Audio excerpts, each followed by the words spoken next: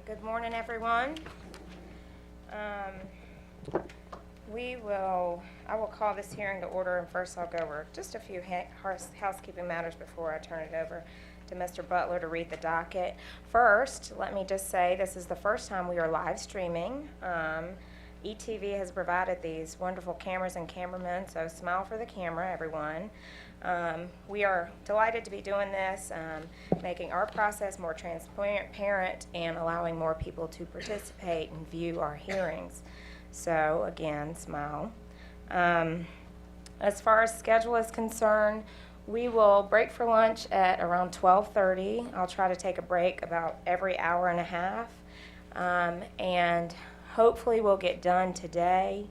And we'll probably go as long as we can today just to get done today. Since we are doing both Duke Energy Carolinas and Duke Energy Progress in sort of a parallel hearing, I'll just ask that each party and each witness use Duke Energy Progress or Duke Energy Carolinas rather than the acronym DEC or DEP, just because it's hard to distinguish for our audience out there and audience here in the hearing room. I think that's it, so now I will turn it over to Mr. Butler to read the docket. Thank you, Madam Chair and other members of the Commission. We're here today regarding docket numbers 2015-53E and 2015-55E, which are the applications of Duke Energy Progress Incorporated and Duke Energy Carolinas LLC to establish distributed energy resource programs for their respective companies in concert with Act 236. The two dockets have been consolidated for hearing purposes before the Commission today. You'll please take notice that a hearing on these matters has been scheduled to begin on Tuesday, May 19th, 2015 at 10:30 a.m. before the Commission in the Commission's hearing room at 101 Executive Center Drive, Saluda Building, Columbia, South Carolina, for the purpose of receiving testimony and evidence from all interested parties. Madam Chair and other members of the Commission, both dockets are in order. Thank you very much. All right, thank you. And if we can get appearances from all parties, please. I guess we'll start with Duke Energy Carolinas and Duke Energy Progress. Good morning, Madam Chair, members of the Commission. I'm Alex Castle, appearing on behalf of Duke Energy Progress and Duke Energy Carolinas, and with me, along with Robinson and Okay. Another little housekeeping matter. Every time you are speaking, please find a microphone. There should be one somewhere close. So, okay. And for Nucor Steel.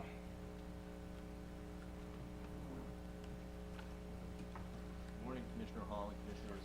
My name is Michael Levanga of the law firm Stone, Matthias, Zanopoulos, and Brew, appearing on behalf of Nucor Steel, South Carolina.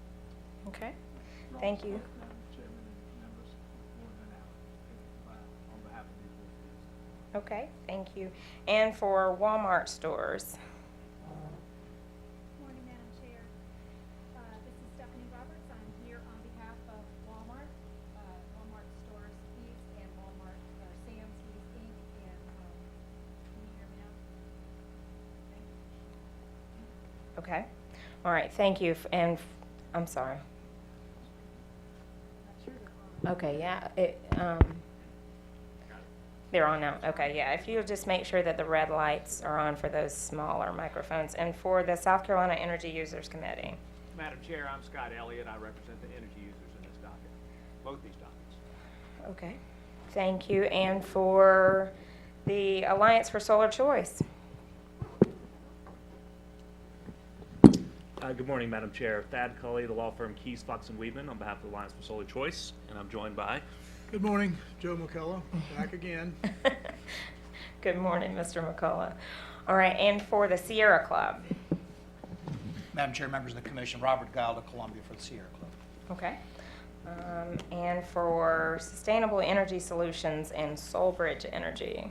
Madam Chair and other commissioners, I'm Richard Witt from Austin and Rogers. Okay. And for the South Carolina Solar Business Alliance. Thank you, Madam Chairwoman. I'm Bonnie Loomis here for the South Carolina Solar Business Alliance, and I'm hoping that the chairwoman has been apprised of a conflict that I have a need to be at the State House to pursue legislation that is actually in furtherance of Act 236 and in cooperation with the investor-owned utilities and the Alliance for Solar Choice and the environmental interest groups. And I would like to ask permission to be excused. My client is the Solar Business Alliance. The board chair is Paul Fleury, who is here in case he's needed. We have not filed testimony. Paul is actually with Sustainable Energy Solutions, which is represented by Richard Witt, and Richard has agreed to take any issues that may be needed in my absence. Okay. All right. Well, if no other parties have any objection to Ms. Loomis leaving, then I'm fine to excuse you. You know about what time or? As soon as possible. Okay. All right. Well, bye. Thank you. All right. And for the Southern Alliance for Clean Energy. Good morning, Madam Chair, members of the Commission, Bland Hallman from the Southern Environmental Law Center on behalf of Coastal Conservation League and the Southern Alliance for Clean Energy. Okay. Thank you and welcome. And finally for ORS. Good morning, Madam Chair, members of the Commission, representing ORS, Andrew Bateman and Shannon Hudson. All right. Good morning. Okay. And are there any preliminary matters we need to begin or anything we need to put into the record? Mr. Bateman. Good morning, Madam Chairman, Vice Chairman, and members of the Commission. On May 12th, we filed a settlement agreement for both docket number 2015-53E and docket number 2015-55E. You may hear us call these the DERP dockets, with DERP being short for Distributed Energy Resource Program. In each docket, the settlement agreement was signed by all parties except the Sierra Club. However, the Sierra Club has given ORS permission to share that it supports both settlement agreements. ORS thanks all parties for their flexibility and willingness to work together. This settlement is very much a collaborative product and an amicable compromise. We believe it is in the public interest. The settlement agreements outline aspects of each company's distributed energy resource program and are designed to allow the companies to meet the criteria set forth in Act 236. The applications and settlements are essentially identical. Specifically, the settlement agreements provide the details behind forming a DERP collaborative group, the methods to incent the development by 2021 of renewable energy facilities located in South Carolina, the retention of renewable energy certificates, cost recovery, and how a DERP plan could be modified. In addition, the parties to the settlement agree not to cross-examine the witnesses of other settlement parties. Madam Chairman, at this time, and if there are no objections, I ask that the settlement agreement for docket number 2015-53E be marked for identification and entered into the record as the first hearing exhibit for docket 2015-53E.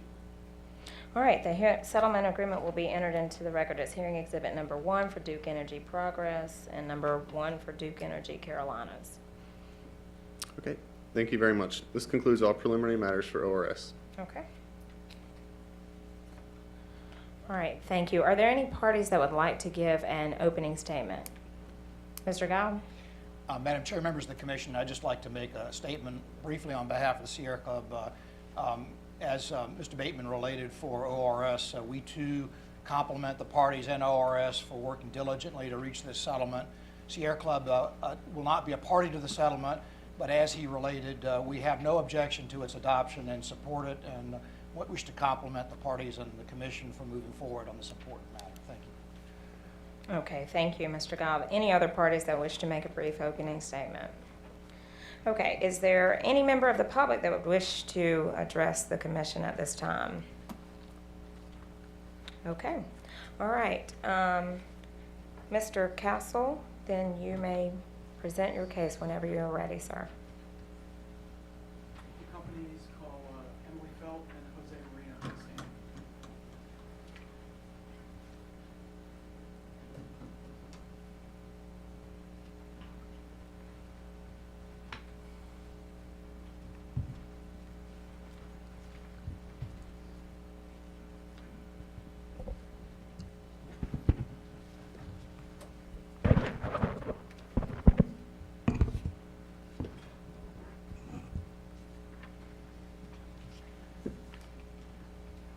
Raise your right hand, please. Do you solemnly affirm that this man you're about to give will be the truth, the whole truth, and nothing but the truth? Yes. Okay, Ms. Felt, I'm going to go with you first, and then we'll do Mr. Marino after that. Can you please state your full name and business address for the record? Emily Osborne Felt, business address 400 South Tryon Street, Charlotte, North Carolina. And by whom are you employed and in what capacity? Duke Energy Corporation. I'm employed as a manager of policy and strategy in our distributed energy resources group. Just for your information, the commission's information, I'm going to go through this first for docket number 2015-53E on behalf of Duke Energy Progress, and then followed by docket number 2015-55E for Duke Energy Carolinas. Okay, that's fine, thank you. Now, Ms. Felt, in docket number 2015-53E, did you cause to be pre-filed on behalf of Duke Energy Progress 11 pages of direct testimony? Yes. Do you have any changes or corrections to that testimony at this time? Yes, I do.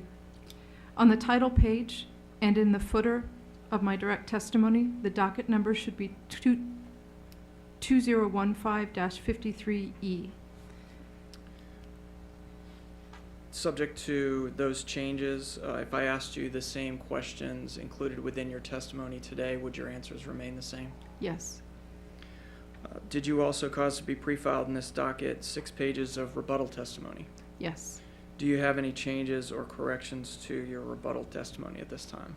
Yes, I do. On page 2 of my rebuttal testimony, on line 12, please delete starting at the word "and" through the abbreviation CCL on line 13. Subject to that change, if I asked you those same questions today, would your answers remain the same? Yes, they would.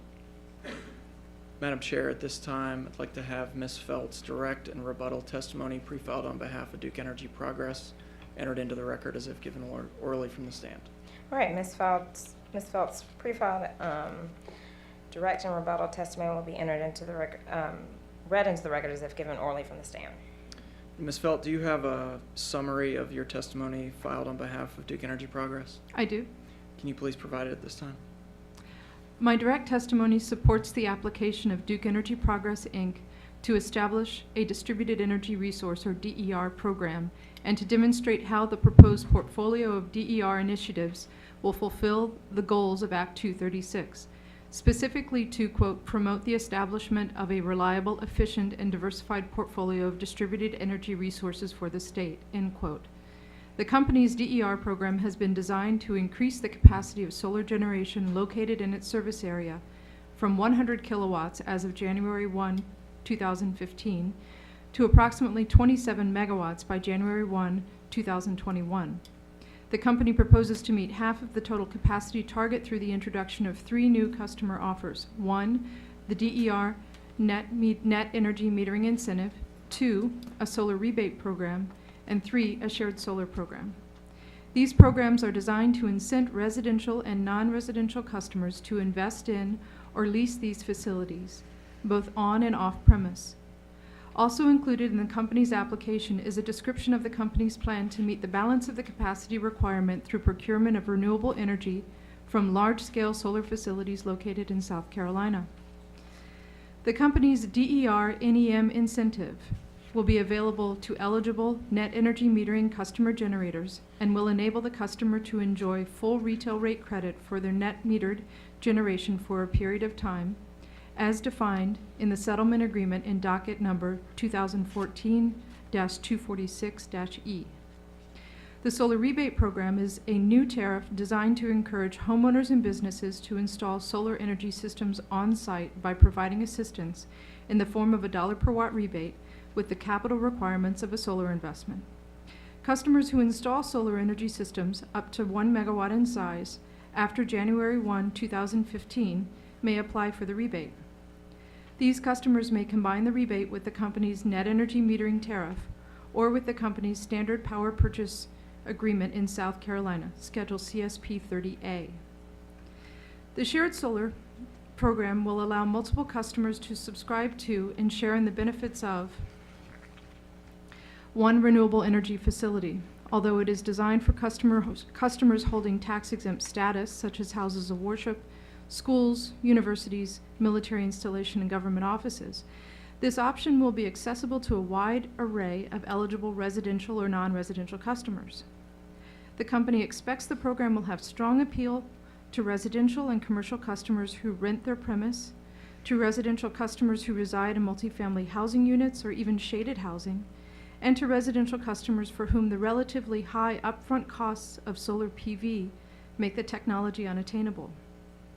The shared generating assets will be located throughout the company's South Carolina retail service area, built in increments no greater than 1,000 kilowatts, and ground-mounted rather than roof-mounted.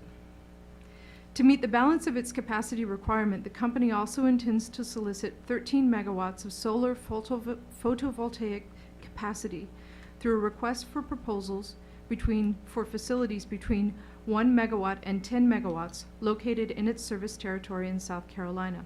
The company will require that facilities are in service before the end of 2016, such that pricing will reflect the benefits of federal investment tax credits, which are set to expire December 31st, 2016. The company's application meets the requirements that the General Assembly set forth in Act 236, as well as the terms of the settlement agreement reached in docket 2014-246-E. Fulfillment of the goals of Act 236 and the terms of the settlement agreement were the primary design principles around which this portfolio of initiatives was crafted.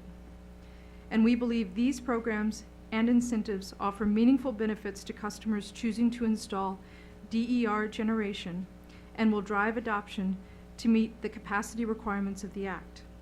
This concludes my direct testimony. My rebuttal testimony responds to certain aspects of the testimony of the Coastal Conservation League witness Hamilton Davis and the Alliance for Solar Choice witness Justin Barnes, relating to the use of subscriptions from the Shared Solar Program to comply with the Act 236 capacity requirements for small installations, the siting of shared solar facilities, the portability and transferability of shared solar subscriptions, the payment term for shared solar initial subscriptions, and the calendar year participation limits for the solar rebate program. This concludes the summary of my rebuttal testimony. Following the filing of my rebuttal testimony, the company entered into a comprehensive settlement agreement with the South Carolina Office of Regulatory Staff, Walmart Stores East, LP, and Sam's East, Inc., Nucor Steel, South Carolina, the Alliance for Solar Choice, South Carolina Energy Users Committee, South Carolina Coastal Conservation League, and the Southern Alliance for Clean Energy, the South Carolina Solar Business Alliance, LLC, and Solbridge Energy, LLC, and Sustainable Energy Solutions, LLC. The agreement was filed with the Commission on May 12, 2015. The agreement establishes the parameters for DEP's, Duke Energy Progress's, DER program, which has been designed to promote the development of distributed energy resources in South Carolina and achieve the capacity and programmatic requirements of South Carolina Code 58-39-130C13 through its utility, scale, and customer initiatives. The agreement further establishes program modification guidelines and a collaborative working group to support the implementation of Duke Energy Progress's DER program. The agreement also outlines the manner in which DER incremental and avoided costs will be allocated and recovered from customers in such a manner that will ensure that the total incremental costs recovered from each of Duke Energy Progress's retail customer classes will not exceed the statutory limits set forth in South Carolina Code 58-39-150. The company submits that the agreement is reasonable and should be approved as its terms are in the public interest and will effectively further the goals and the implementation of the Act. This concludes my summary. Thank you. Now switching to docket number 2015-55-E on behalf of Duke Energy Carolinas. Did you cause to be pre-filed in this docket 11 pages of direct testimony? Yes, I did. Do you have any changes or corrections to that testimony at this time? Yes, I do. It's the same page or same correction that I indicated in the earlier docket. On the title page and in the footer, the docket number should be 2015-55-E. And subject to those changes, if I asked you those same questions today, would your answers remain the same? Yes. Did you also cause to be pre-filed in that docket 6 pages of rebuttal testimony? Yes, I did. Do you have any changes or corrections to that rebuttal testimony at this time? Yes, I do. It's the same change on page 2, lines 12 and 13 of the rebuttal. Please delete starting at the word "and" on line 12 through the abbreviation CCL on line 13. And subject to those changes, if I asked you those same questions included within your rebuttal testimony, would your answers remain the same? They would. Madam Chair, at this time, I'd like to have Ms. Felt's direct and rebuttal testimony pre-filed on behalf of Duke Energy Carolinas entered into the docket as if given orally from the stand. All right, Ms. Phelps' direct and rebuttal testimony for Duke Energy Carolinas will be read into the record as if given orally from the stand. Ms. Felt, did you also prepare a summary of your testimony filed in the Duke Energy Carolinas docket? Yes, I did. Can you please provide it at this time? For the summary of my direct and rebuttal testimony filed on behalf of Duke Energy Carolinas, LLC, in docket number 2015-55-E, I will adopt the summary of my direct and rebuttal testimony filed on behalf of Duke Energy Progress, Inc., provided in docket number 2015-53E, subject to the following change specific to Duke Energy Carolinas DER program application. Duke Energy Carolinas DER program has been designed to increase the capacity of solar generation located in its service area from 1.3 megawatts as of January 1, 2015 to approximately 84 megawatts by January 1, 2021. In all other respects, the summary of my testimony filed on behalf of Duke Energy Progress provides the summary of my testimony filed on behalf of Duke Energy Carolinas. This concludes the summary of my direct and rebuttal testimony. Thank you. Moving to Mr. Marino. Can you please provide your name and business address for the record? My name is Jose Merino. My address is 400 South Pine, Charlotte, North Carolina. And if you can turn that mic on, Mr. Marino, when the red light is on. It's not that one. Hello. Okay. I think it's on now. Okay. And by whom are you employed and in what capacity? I'm employed by Duke Energy Corporation, and I'm the Director of Renewable Analytics. Okay.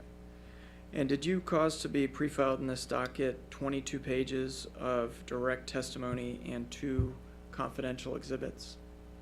Yes, I did. Okay. And just to be clear, I'm referring to the docket for Duke Energy Progress's application 2015-53E. Do you have any changes or corrections to that direct testimony or those supporting exhibits? I do not. Okay. If I asked you those same questions included within your direct testimony today, would your answers remain the same? Yes, they would. Did you also cause to be pre-filed in this docket 9 pages of rebuttal testimony? Yes, I did.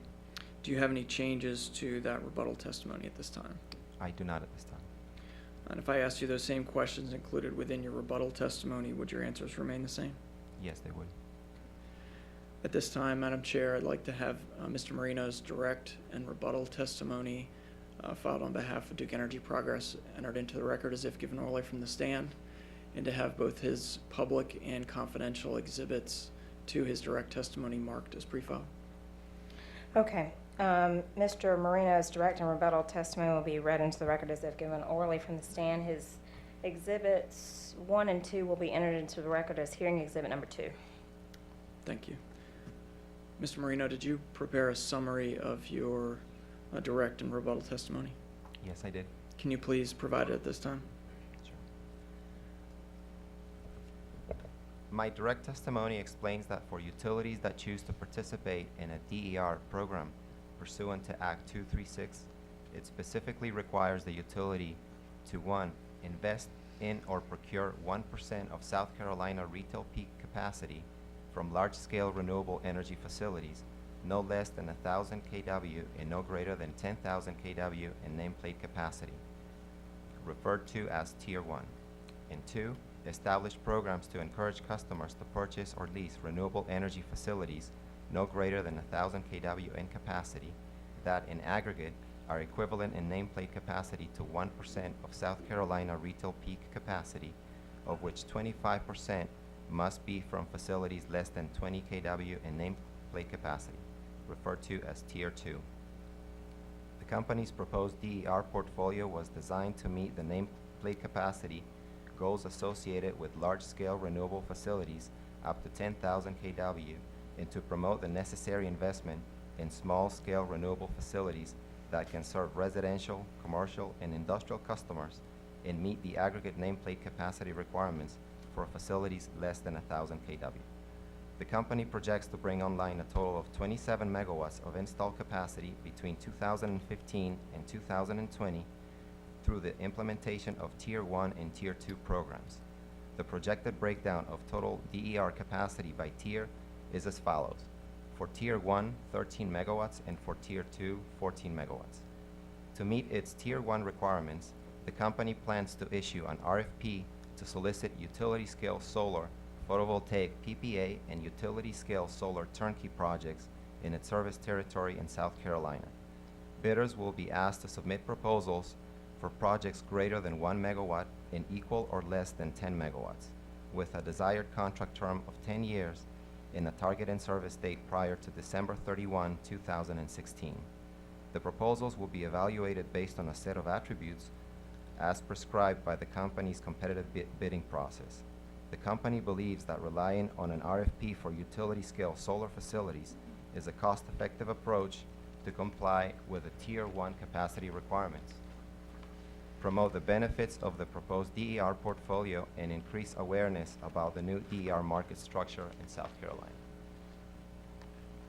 To meet its Tier 2 requirements, the company will rely upon a combination of customer programs, including the DER Net Energy Metering Incentive Program, the Solar Rebate Program, and the Shared Solar Program.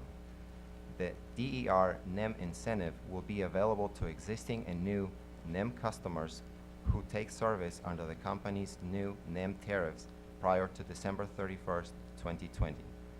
The DER NEM incentive will expire at the end of 2025 and will be fully funded by the company's DER program through the end of 2025.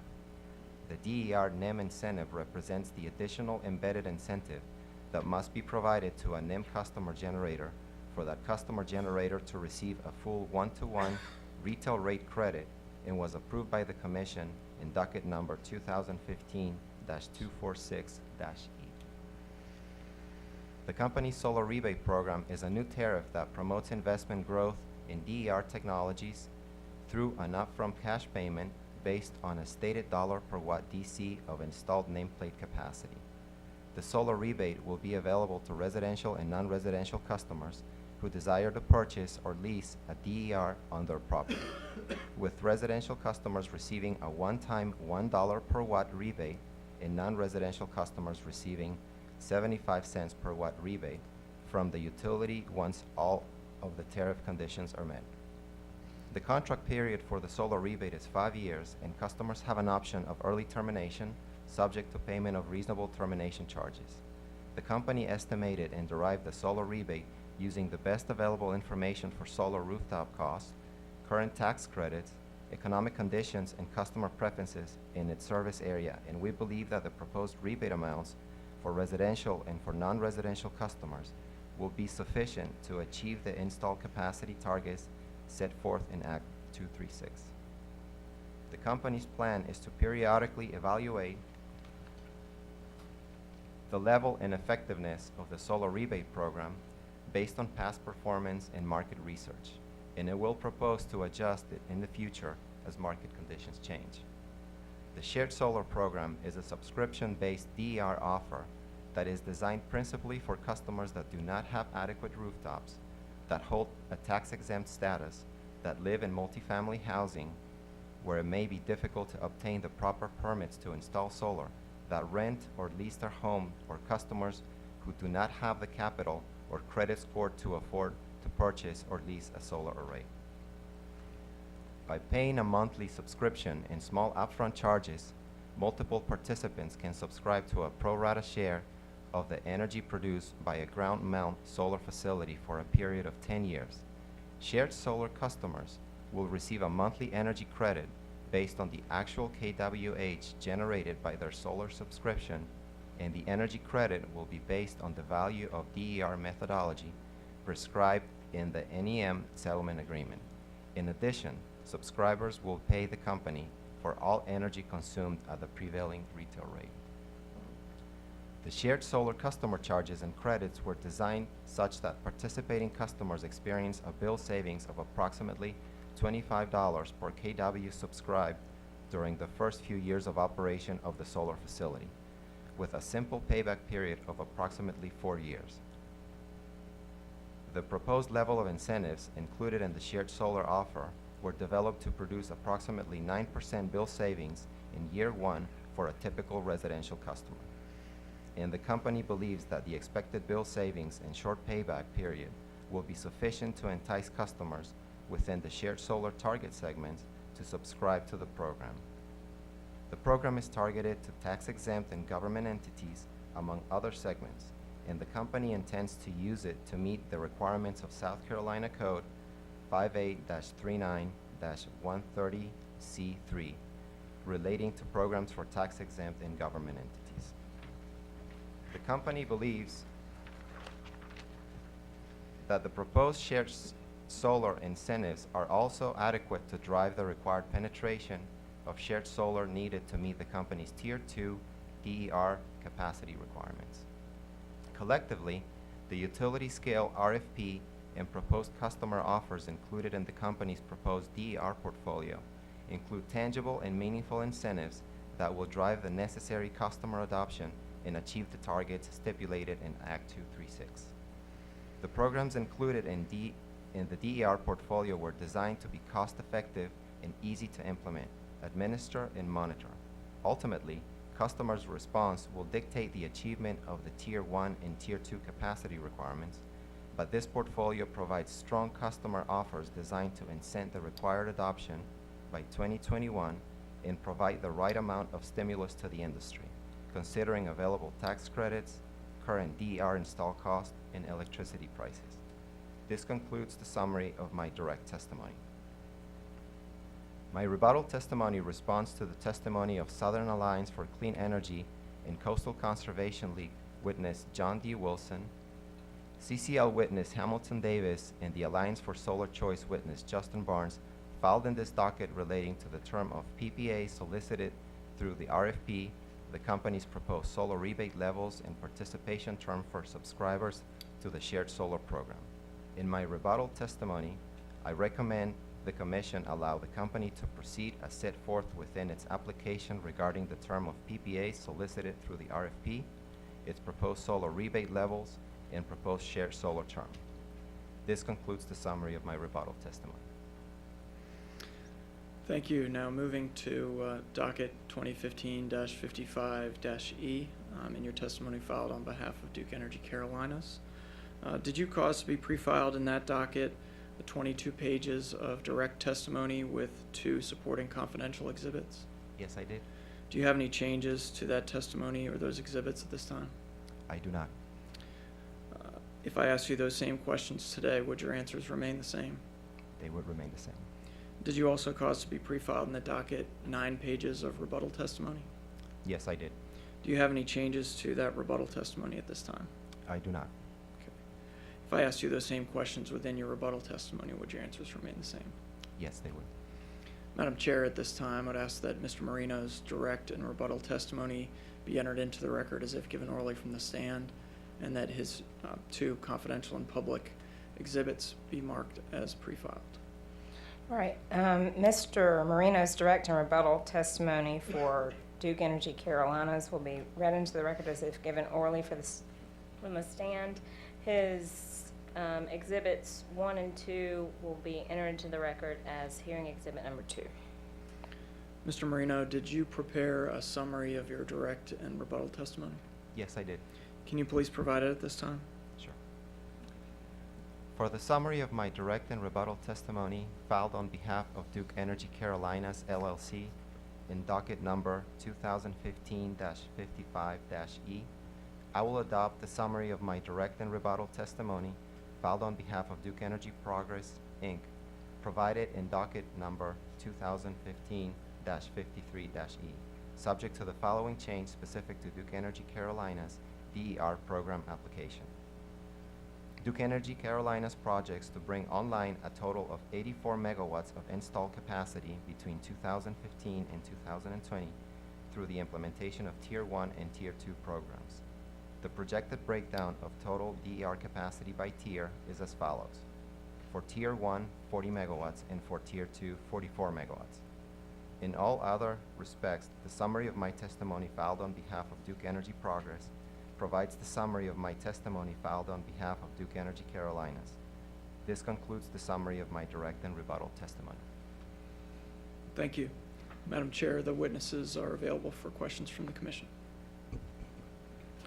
All right, thank you. Mr. Gould, since you have not signed on to the settlement agreement, you have reserved your right to cross-examine. Do you have any questions for? No, ma'am, no questions, thank you. Okay, all right, commissioners, questions? Madam Chair. Commissioner Randall. Ms. Felt and Mr. Marino, thank you for being here today. I've just got a couple of clarification questions, I guess, from your testimony. First, Ms. Felt, if you go to page 12 of the application, you're talking about the need to install revenue grade meters at net metered customer generators premises. Is revenue grade meter, is that an upgrade from the smart meter, or is it something totally different? And would you just sort of tell us what that is? Certainly, Commissioner. And Jose, please jump in if you know more about this. Revenue grade, I think, is our standard for meter installation. It's not terribly different from what we have today. So, and if you're, is a revenue grade or smart meter, when you're talking about installing, is this going to be will you have to change a meter for someone going into a net metering agreement, or is it will you use the meter that's already there, if it's your standard? Commissioner, may I allow my colleague to answer the question? Absolutely. Commissioner, we believe it will vary by case, but our intent is to install a new meter if that meter is required per the net metering tariff. And if the meter that's in place is adequate, we don't intend to replace that meter. Is that kind of, if a special meter, is that charged directly to that customer, or is it just included, or will it be rolled into rate base somehow?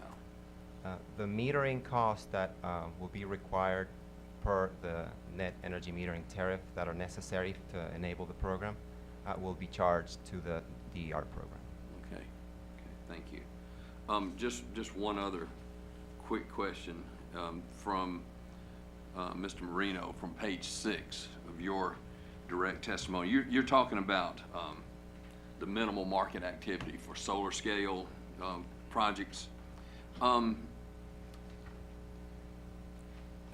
do the companies intend to get good or meaningful market pricing information from the RFP responses, and why do you think you've got such minimal market activity right now? To answer your first question, Commissioner, we believe that RFP is the best avenue, especially for the large-scale part of our program, to receive transparent pricing and obtain meaningful market information. The process has been tested in the past, and we have a group of people that have experience in performing the RFPs of this nature.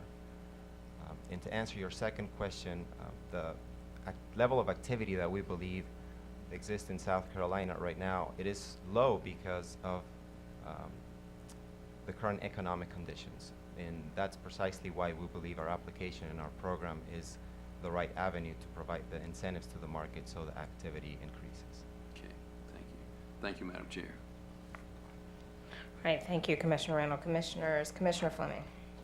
Thank you, Madam Chair. Good morning. Good morning. It's nice to have you here today. I wanted to ask a little bit about the education programs that you will have in place. anytime there's a new program like this, the success of the program depends a lot on the education and the education of the consumer, so that will support their making informed decisions. So with that in mind, could you please walk me through the process that a customer would take to have solar panels installed at their residence under the company's DER program? Certainly. A residential customer may hear about solar in the newspaper or through one of these programs called Solarize, where several installers may do joint marketing together and target a specific community. There's one of those going on in Columbia right now, I understand. The Solarize folks, again, these are not utility representatives, but instead representatives of installers, will hold educational sessions. There was one held at the Columbia Museum of Art the other day. Public informative sessions as to what solar costs are, what solar can do for your energy bill, and what it can't do for your energy bill. These are efforts, I think, to address the education aspects of it that installers are voluntarily taking, because they know that this is a rather costly home improvement. As far as what steps my company will take, we intend to put out a frequently asked questions list for installers, a checklist for installers and homeowners. We have a solar service 1-800 number that a customer may call and say, and we get these calls every day actually. Somebody's approached me about putting solar on my home and they've quoted me this or that. Is that true? It's not exactly, we don't intend to give advice. It's really a technical line for interconnection applications and things like that. But we do field those questions. So a customer receives information, they're interested in solar, they build a relationship with an installer. That customer or that installer may apply on behalf of the customer, if the customer designates the installer as his representative, online for our solar rebate. And our rebate's $1,000 a kilowatt. The average homeowner would install 5 kilowatts DC, 4 kilowatts AC. So that would be roughly a $5,000 subsidy. So they would fill out an application online. On that same online platform, they would also fill out an interconnection application. And we're aiming to make this pretty easy, sort of like how you would fill out, if you've ever used TurboTax. You enter your information and then it populates a form that looks very official, but it would be fairly user-friendly. And then the customer would receive notice from Duke Energy that they have been approved for the rebate. So there would be a communication from Duke Energy Progress or Duke Energy Carolinas to the customer that they've been approved for this amount of rebate. Now the cash wouldn't be sent immediately. The check is sent upon completion of the installation. So the installer or an electrician or a local code enforcement official would send a certificate of completion saying that this solar facility has been completed and is safe to operate to Duke Energy. When we receive that, we would then send the rebate to the customer or his designated representative. And in parallel with that, there would be an interconnection agreement, which is a separate form. And then once the facility, and then there would also be an application for either a net metering tariff or a purchase power tariff. So the customer would, and probably in consultation with the installer, would need to decide how they're going to configure the energy relative to the grid. Are they going to have the electrons flow to their home first, or the electrons flow directly to the grid? So net metering or purchase power. So there would be that agreement. And then once all that's done and the facility's energized, the customer has part of his facility paid for through this rebate, and he's operational. And, okay, before he's operational, does Duke check to make sure that the installment meets all proper standards? I believe that's a local county building inspector. Okay. Correct me if I'm wrong. But this is all Jose. coordinated with, Yes. with Duke? Yes. Okay. So there are lots of checks and balances along the way, it sounds like. Yes, ma'am. And we are doing our level best to also educate local code enforcement officials as well as fire protection officials, first responders on this new landscape that's coming down the pike. The State Energy Office, together with South Carolina Electric and Gas and Duke Energy, did 3 workshops for local officials as well as first responders last week. We'll probably do another one this fall. So part of that education is to put out some cautions as well. Mm-hmm. And changes that will result Yes, ma'am. as far as the home goes, Yes, ma'am. as far as maintenance and all. Yes, Okay. ma'am. So,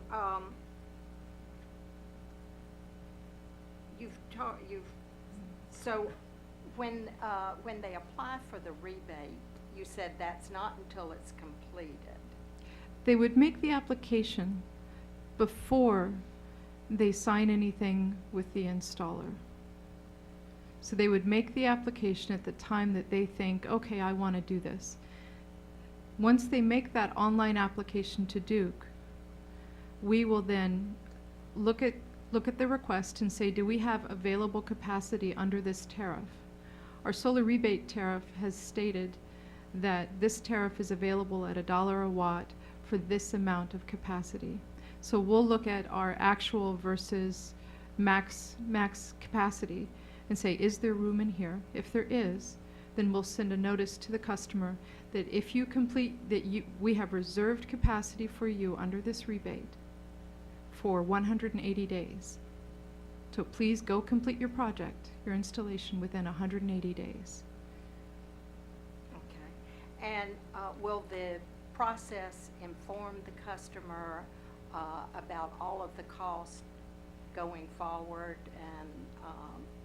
and the benefits that they will receive as a result of this process? There are certain monetary benefits. We would like to provide the customer with a checklist of questions you should ask your installer. Much of that depends on the nature of the conversation the customer is going to have at his kitchen table with the installer. We cannot control that conversation, but we will try to inform the customer of the questions he should be asking. But I'm talking about from the utilities point of view, the money, the benefits that they will receive as far as the cost of having it and the benefits that will accrue as far as their utility bill. We are able to describe to the customer, if he takes the rebate, if they call our solar service center number and they say, I want to do net metering, we can describe based on past history what the net metering benefit would be. But again, that's just based on past history and a projection of the solar installation. It's not a guarantee of production.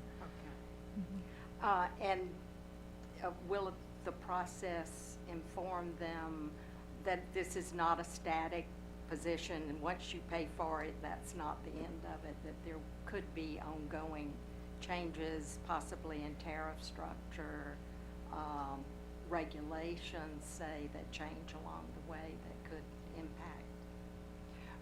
We have stated that in the tariff. Okay. Mm-hmm. Very good. And could you also tell me, do you have any idea if this will increase or decrease the value of the home? Madam Commissioner, we believe the evidence is mixed. Mr. Marino, if you can speak up, I don't think the people in the back can hear you. Okay, I apologize. Based on the research that we've looked at, the evidence is mixed. There's some studies that point that the value of the home increases, and there's some studies that are inconclusive. We believe that this market is new, and we're early in the cycle really to have a definitive opinion. Okay. And one other thing, we hear so much about cyber issues and breaches of data and information. Do you have a process in place or a plan if those issues occur for the homeowner? I'm not qualified to answer that question, I'm sorry. Okay. I believe I'm not qualified either, but the processes that we're setting up in terms of how we are designing our systems that will enable customer service for distributed energy resource customers are complying with the company standards for cybersecurity and data security. So does that standard include notifying the customer if something like that did occur? I suspect if that's part of our data security policy, it would, ma'am, but I can't speak But to you're it. not aware of that. Okay. I wanted to hear a little bit more about the shared solar programs. If you could talk, well, you've already talked about who can participate. It pretty much sounds like it's an open door to anyone, though, that would decide that they wanted to go this route rather than putting panels on their home. We intend to market it specifically to individuals and organizations that would otherwise not adopt solar. So we intend to market it to nonprofits, houses of worship, perhaps National Guard installations, military installations. But we have, for simplicity's sake, left it open to all customers. Okay. And could you talk a little bit about how the cost of that, the subscription fee, the initial fee, the monthly fee, and a little bit about how long it is before they will receive a payback from that? Sure, I can answer that. The shared solar program has 3 key components. It has an initial small charge that customers have to pay that is equal to $100 per kW. It has a monthly subscription fee that customers have to pay that equals $6 per kW. And then customers also receive a monthly credit for the energy that the facility produces. So they're entitled to the pro rata share of the production of the shared solar facility. That's a credit to them on a monthly basis. The program was designed in a way that the difference between their monthly subscription fee and the monthly credit that they receive for the facility is a net positive to them. So that's where the bill savings come from. And in terms of payback, we're estimating that the typical customer will receive a payback within 4 years. Within 4 years of the program. And it is a 10-year subscription, you said? It is a 10-year contract. Okay. And what happens when the subscription expires at the end of 10 years? At the end of the 10 years, we foresee that the customer will have an option to renew that subscription or sign up for other products that will be available at the time. But at this moment, there's not a provision in the program that calls for an automatic renewal or calls for any terms today that will be applicable 10 years from now. And could you talk a little bit about if someone moves, how portable is that subscription, and what are the termination policies? We have termination provisions. I can't speak exactly to what they are because I don't recall those right at the moment. And in terms of portability, I don't have that information. Maybe I can answer that question, Commissioner. If the customer, for example, is renting a home in Spartanburg and decides to move to Greer, both locations are in Duke Energy Carolina service territory. If they're moving within the service territory and they give us a call and say, hey, I'm moving, they may take their account number and their shared solar subscription with them. Now, if they were to move from Greer to Florence, we'd have a problem. It's 2 separate utility companies. It would be no different from moving from Greer to Columbia. We operate separate utilities, unfortunately. So if they're moving within the service territory and they give us prior notification, they can take it with them. So do they get a refund if they moved to Florence? No, ma'am. Okay, so what they put in stays there? Yes, ma'am. Even if it's before the 4-year Yes, ma'am. payback? I will note, as a result of the settlement, we have differentiated the subscription fee for a business versus a residential customer. My colleague Jose just described the subscription fee for a business or for an organization. A nonprofit would be $100 a kilowatt initial subscription fee in year 1. For a residential customer, as a result of settlement, we have lowered that to $50 a kilowatt as an initial subscription fee. That results in a payback that's 2 years? Close to 2 years. Close to 2 years. So if they were to move after 2 years, they would already be net cash flow positive. In other words, they wouldn't be out any money based on our modeling. Okay. And was this program modeled after any other programs? Are there other programs similar to this throughout the country? There are many flavors of shared solar, sometimes called community solar. Last I read, there are about 50 shared solar programs in America. Some result in bill savings, some don't result in bill savings. It really depends on the jurisdiction and why they were designed to reach what customer group and what that customer group desired. In some cases, customers desire to feel green. I'm not terribly sure I can wrap my arms around that, but they desire to know that they're offsetting their energy usage with renewable energy. We felt in South Carolina that we needed to provide a product. The Feel Green products are typically premium products. In other words, it results in a bill increase. We felt in South Carolina it was very important for this program, in order to get the adoption that Act 236 required and provide the access to solar that we interpret to be the intents of Act 236, that this resulted in something more tangible than greenness, that it resulted in bill savings. And there was information in the testimony about the siting, that you'd like to have it near where the people are actually buying into the program. Could you talk a little bit about that and how large, like how many acres would one of these projects cover? Certainly. Ideally, community solar is sited in a community. We've talked about 1 megawatt increments being the ideal size for these.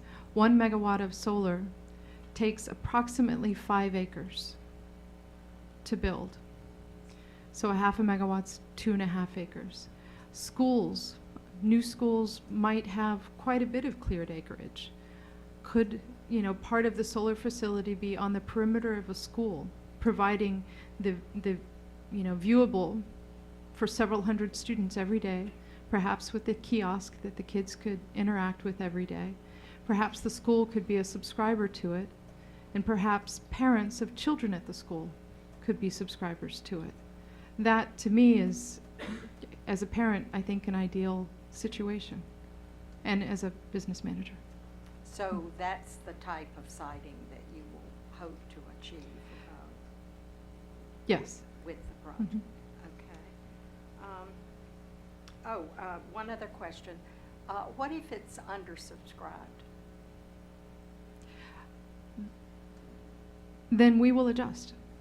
I think that's, Then you will? we will adjust. Adjust. We will adjust. If it's undersubscribed, it means that we have, for some reason, designed it in a way that's not appealing to customers, and we will adjust.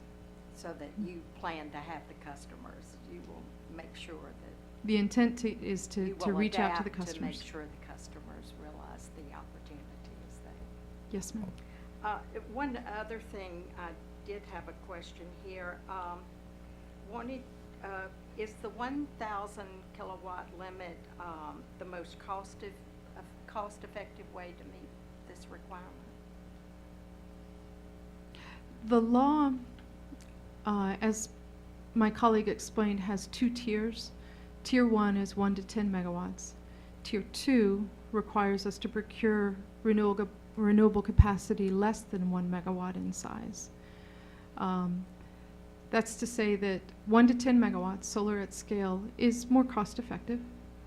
1 megawatt scale is less cost effective than 10 megawatt, but I'm not sure if the difference is that great. There's a much bigger difference between solar 5 kilowatts on your roof and the 10 megawatt scale than I think 1 and 10. So it's designed to meet the requirements of Tier 2? Yes, ma'am. Okay, as per Act 236? Yes, ma'am. All right, thank you. Commissioner Hamilton. Thank you, Madam Chairman. Happy to have both of you with us today.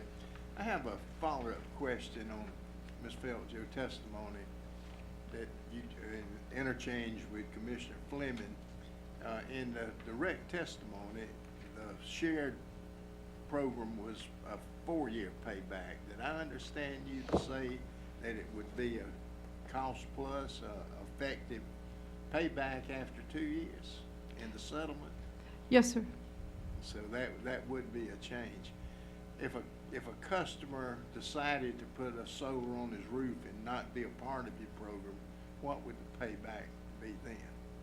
May I ask my colleague Jose to answer that? All right, that'd be good. So the payback for customers that put solar on the roof is much longer, over 10, 15 years, depending on their specific rate schedule and load profile. And I guess that makes Commissioner Fleming's line of question on the educational part very important to the public. So It does. it does, certainly does. And one other question that on the solar panels, if a solar panel is on a residential roof, or if you put it on a commercial roof, in the maintenance of the program, would there be a difference in the cost? Who's responsible for maintenance of the solar panels that's in your program? I think maintenance would be pursuant to the agreement that you strike with your installer or your lessor. Often, if you're leasing a system, then the owner of the system is responsible for maintenance, typically. And the owner of the system is not the homeowner. The homeowner is simply leasing the equipment. If the customer were to enter into, were to buy a system, often there's a warranty on the piece of equipment that's most likely to need replacement, and that's the inverter. But as far as who's sweeping the leaves off the panels or the snow or Windexing the panels, I think that's the homeowner. That'd be the homeowner's responsibility. Yes, sir. Okay. One other question that we're always concerned about low income. Are the costs and the benefits of this program totally within the subscribers to the program? There's no cross-subsidization?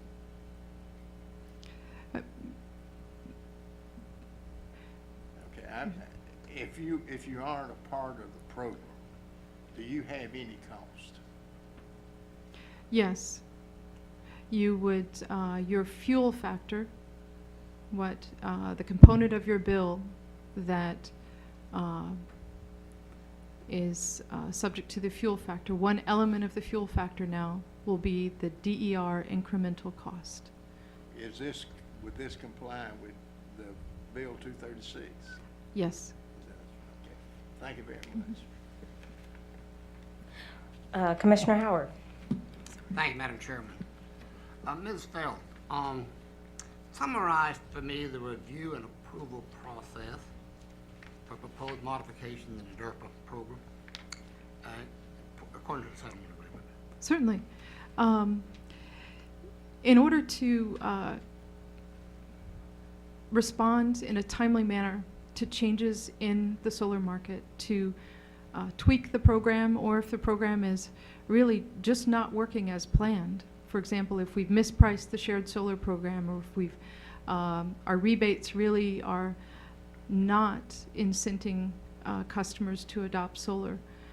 We have reached a settlement agreement whereby small changes, what we define to be changes no more than 25% in value.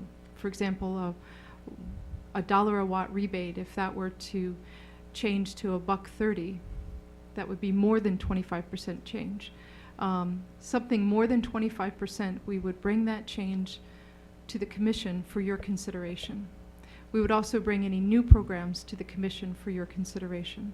But if we were to change the rebate level from $1 to $1.20, the settlement agreement requires us to reach out to the ORS and to the collaborative group that has been formed to notify them of those changes and inform them of the need for those changes, and then to refile that tariff and make that change.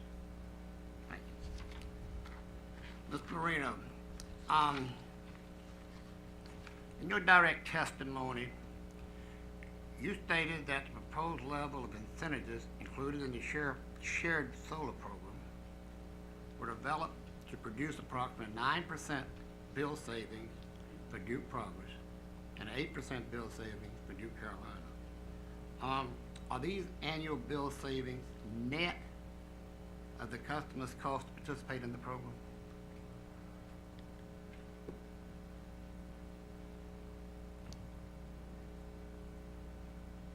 Yes, the bill savings are net from the perspective of the customer cash flow needs. So if a customer has to pay a certain amount of money upfront to apply for the program, the subsequent annual bill savings that will result from the credit that they receive and the monthly subscription that they pay will help offset that upfront investment. So that 9 and 8% would still be their savings? Yes, sir. Let me ask you another question. On solar panels, you're going by nameplate capacity, correct? That is in DC current, SDC. However, it would go through an inverter and turn to AC. What is the difference of change from the DC nameplate capacity that you'd be charging versus going through the inverter and the customer be using on the other end an AC current? The value for that factor that we've modeled is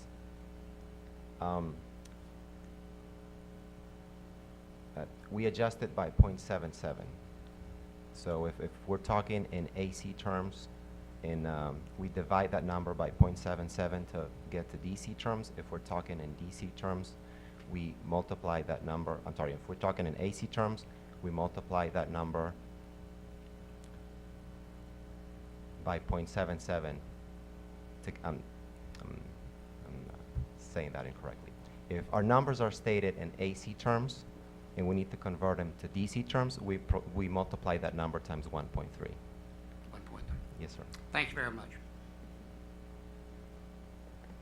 Commissioner Elam. Good morning.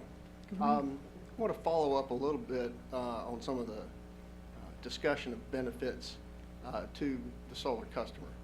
Are there any issues that you're aware of, whether a customer is leasing a solar panel on his roof or owning the solar panel on his roof, where there are issues with their homeowner's insurance? I'm not qualified to answer that question. Okay.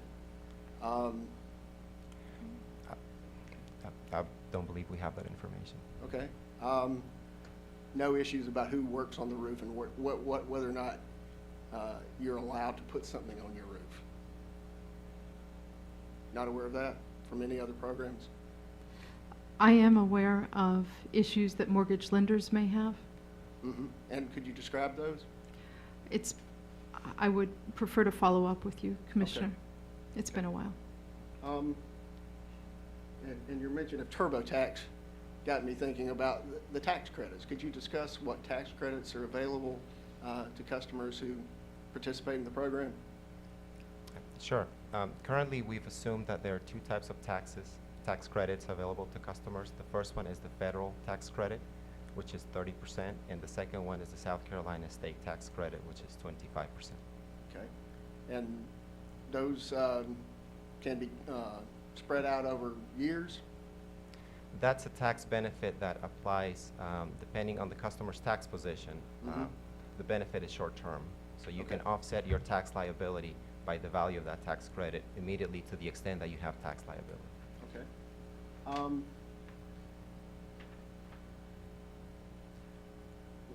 Felk, if I could sort of back up just a little bit, you were involved in, participated in the generic proceeding that Yes, the sir. commission had.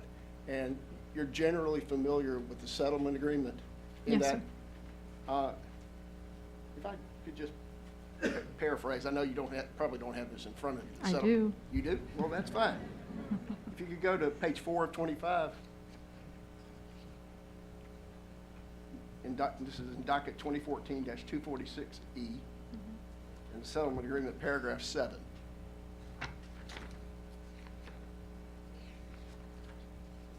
I'm sorry, in the commission order or the, The settlement agreement, it says 4 of 25 at the bottom and 4 of 29 at the top. From the generic document. okay, I'm on page 4 of 29. Okay, paragraph 7, Yes, sir. the settlement agreement shall expire on January 1, 2021. Yes, sir. Okay. In that paragraph, it says, and I'm paraphrasing, that utilities are supposed to file net metering tariffs that will make the services available to customers on a first-come, first-served basis, correct? Yes, sir. Is Duke's plan, or Duke Carolina's Duke Progress, in these proceedings, are they on a first-come, first-served basis? These rebates or these tariffs? Yeah, the rebates. The rebates, yes, sir. First come, first serve. Okay, so there is a ceiling, a cap of the benefits? Yes, Or- sir. okay. As described in Act 236. We're And- using those capacities as the caps. And there's only a certain number of new slots available to customers every year who want to take advantage of the program? Yes, sir. Okay.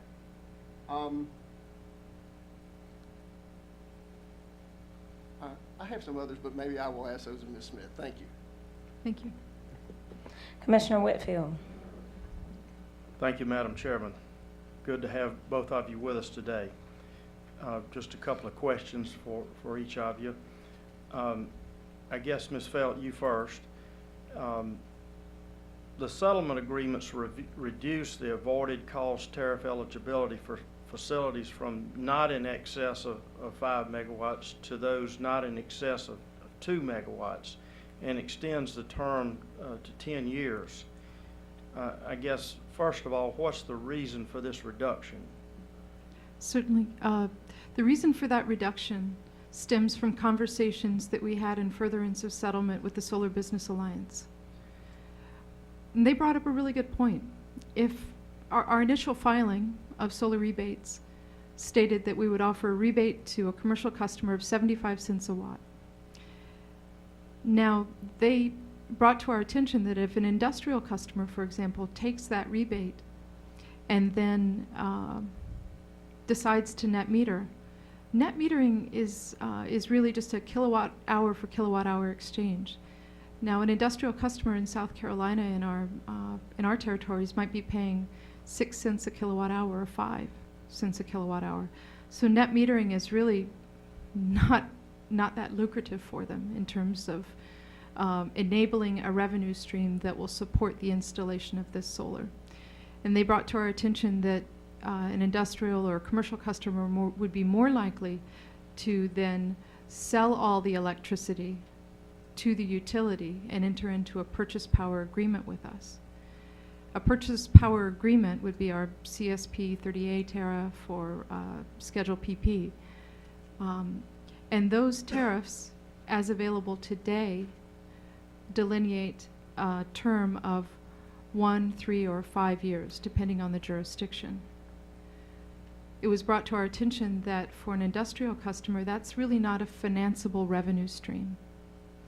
That for a big box retailer or for a large industrial customer, in order to get permission from headquarters to make this investment, they would need not just the rebate, but security that that avoided cost payment would recur for some predictable length of time. And so we made the modification to further our chances of reaching the penetration levels, reaching the adoption for industrial customers. and commercial customers.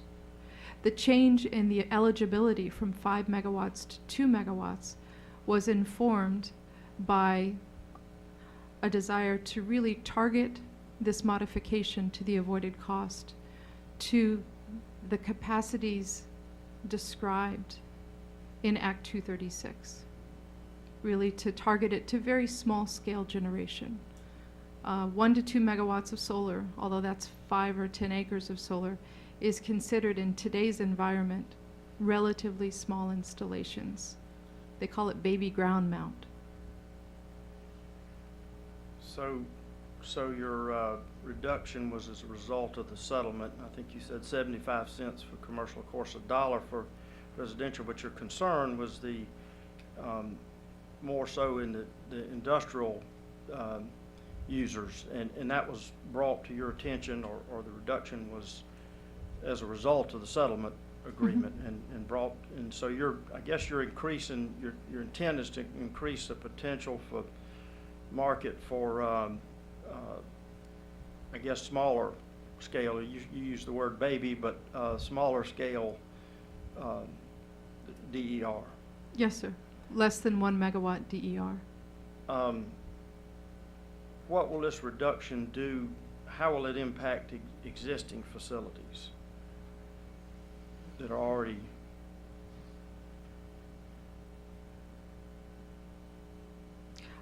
Subject to check. I don't know if I would really have to check.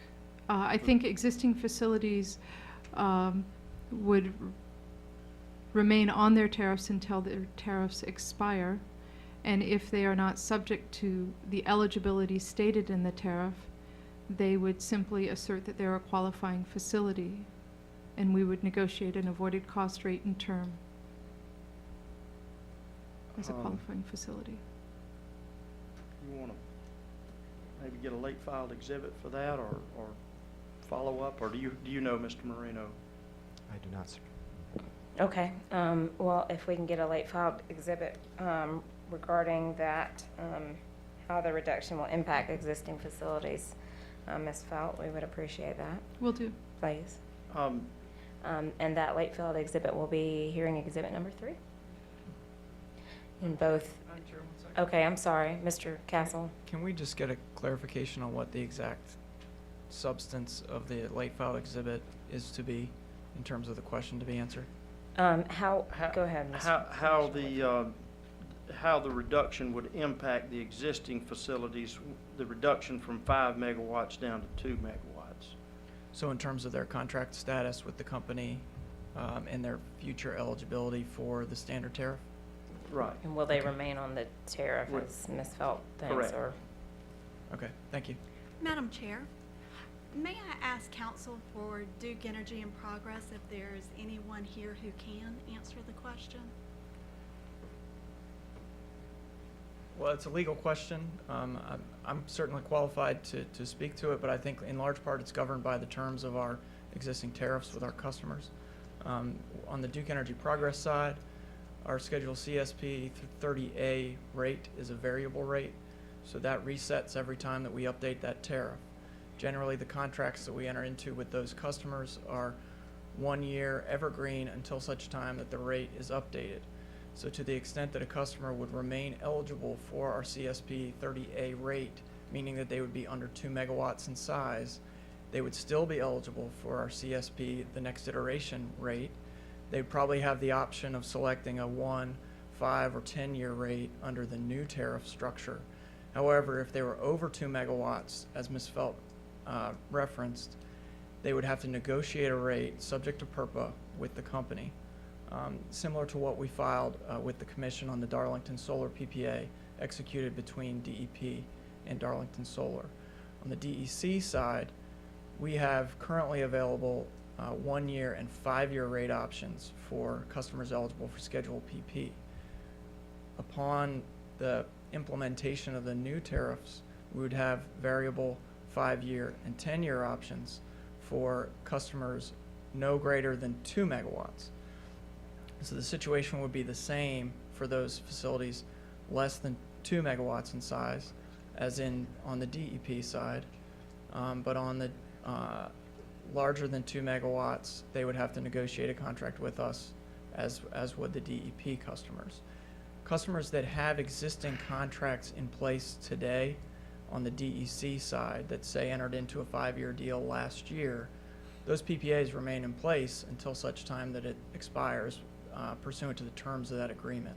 And at such time, after that agreement is over, they can either, if they're eligible for the standard tariff because of their size, select a new rate there, or they could negotiate a new PPA with us subject to the requirements of PURPA. Thank you. Madam Chairman, maybe if he could put that in writing, maybe in the late file exhibit, or perhaps maybe in the proposed orders, maybe you could address this so that we don't leave this unaddressed. Absolutely. I think the company would prefer to submit that in the late filed exhibit requested by the Okay. commissioner. So we'll do All right, that. so we'll just get that in writing, and as I said, that'll be hearing exhibit number 3 for both dockets. Thank you, Madam Chairman. Also, along those lines, Ms. Felt, if you could, on that same subject, could you maybe discuss the typical size of a residential solar installation, or the typical size of a non-residential solar installation? I think I heard you say 1 megawatt, 5 acres a little bit ago. If you could maybe discuss the size of these for us, I would appreciate that. Certainly, typically a residential customer would install 4 to 5 kilowatts DC. A typical commercial customer size is going to vary by the commercial customer's demand, as well as by his available rooftop space or available space, next to his facility, ground mount space. As you're aware, the net metering statute requires that if a customer or limits the eligibility of the tariff to the customer's, if non-residential, to the customer's contract demand. And so a customer would not be able to put on more solar than his contract demand if they were non-residential. So if a commercial customer's contract demand were 20 kilowatts, then that would be the upper limit of the solar that he would be able to install and net meter. Now, he could install more and simply enter into a power purchase agreement with the company. But if he were to net meter, there would be an upper limit on that. As to trends in large-scale ground mount, my colleague Jose can probably speak to those.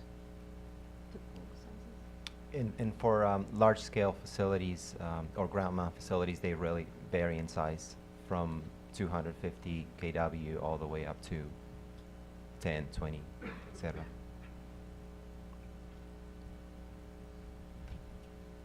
Thank you. One more question, and this is probably more for you, Mr. Marino. On page 10 of your direct testimony, and I'll give you a second if you need to get there.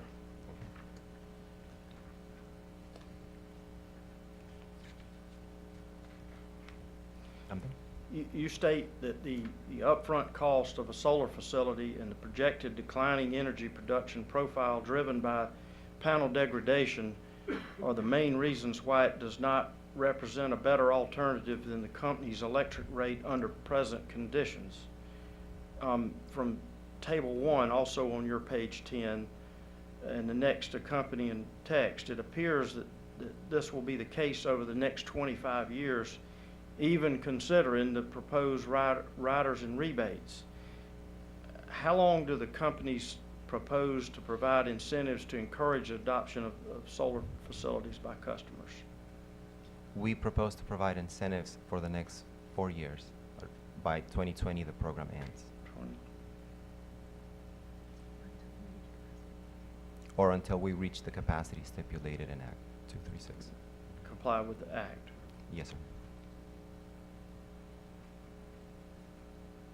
Thank you, Mr. Marino. That's all I have, Madam Chairman.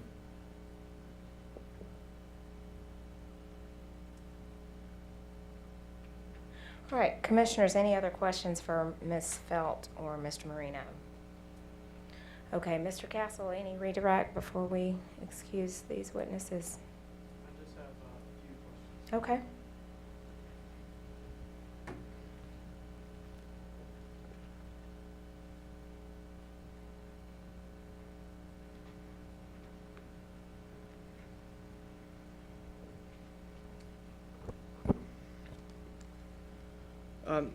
Ms. Phelps, these few questions are intended to respond to questioning from Commissioner Fleming, mostly for clarification purposes.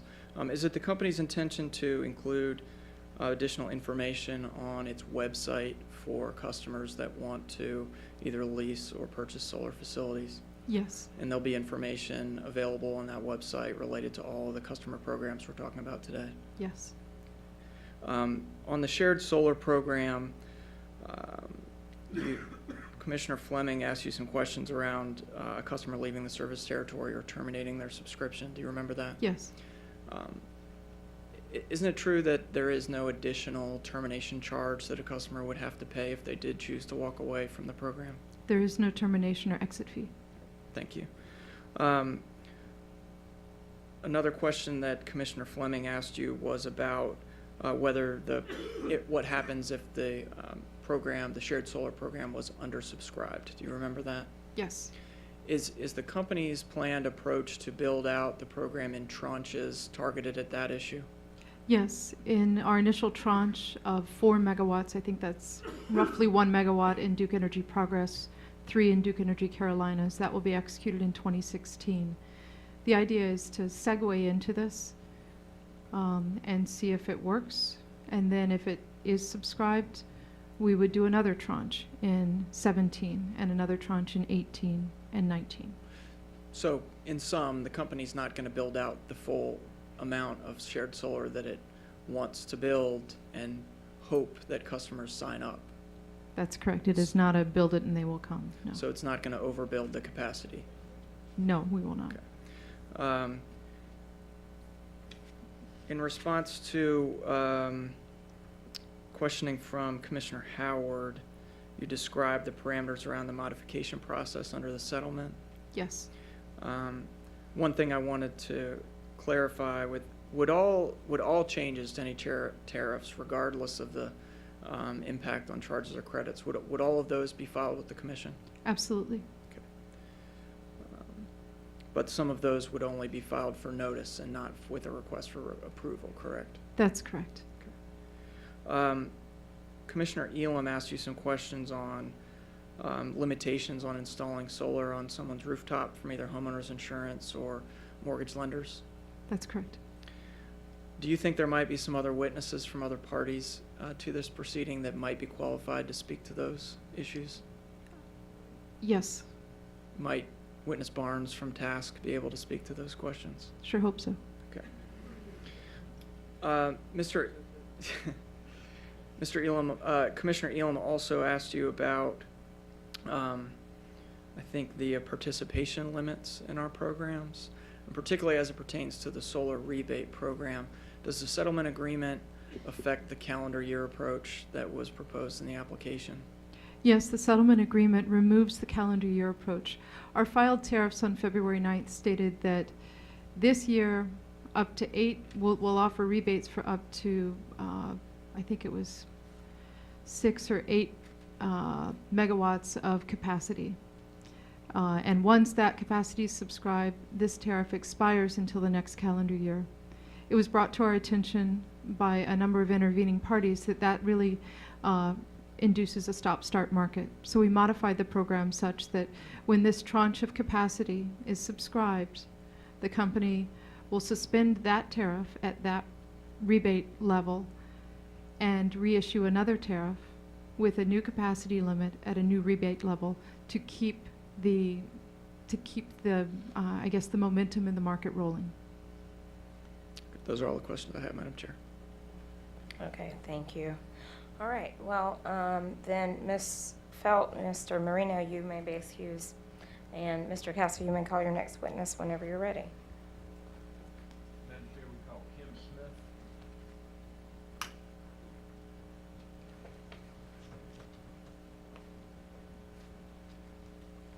Excuse me.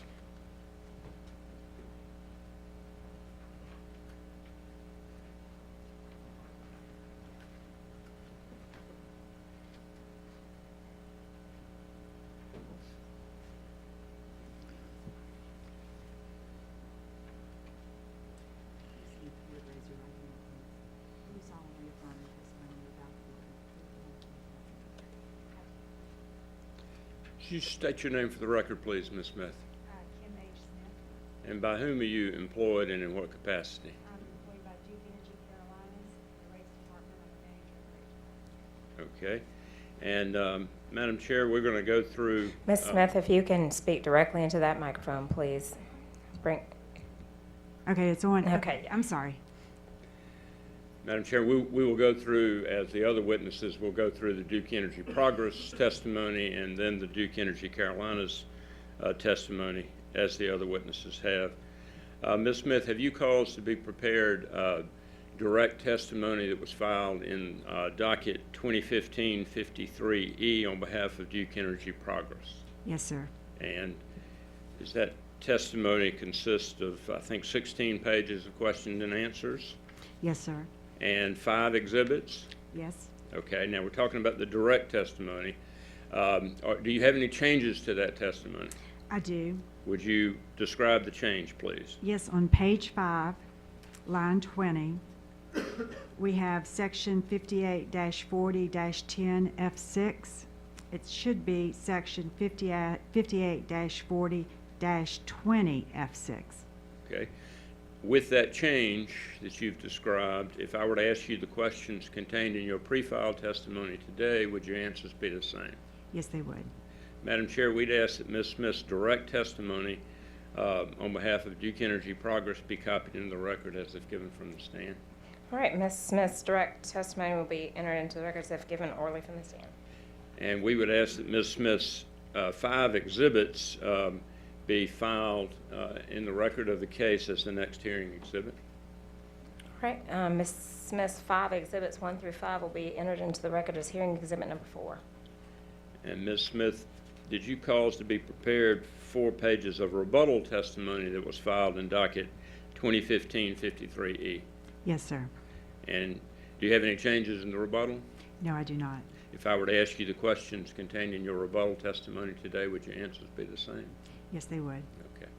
Madam Chair, we ask that Ms. Smith's rebuttal testimony on behalf of Duke Energy Progress be read into the record as if given from the stand. All right, Ms. Smith's rebuttal testimony will be read into the record as if given orally. And Ms. Smith, would you summarize your direct and rebuttal testimony on behalf of Duke Energy Progress, please? Yes. Good morning. My direct testimony provides Duke Energy Progress's actual DER incremental and avoided cost data for March 1st, 2014 through February 28th, 2015, the review period.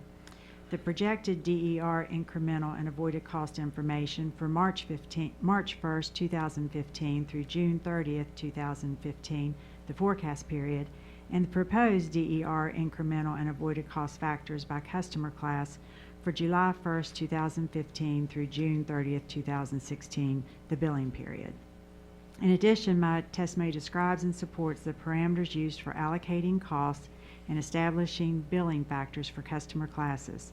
In this proceeding, the company is seeking approval of its DER programs and its proposed method of allocating and recovering the incremental and avoided cost of such programs. The company will seek actual recovery of those costs in its annual fuel proceeding. Act 236 defines incremental cost as all reasonable and prudent costs incurred by an electric utility to implement a distributed energy resource program.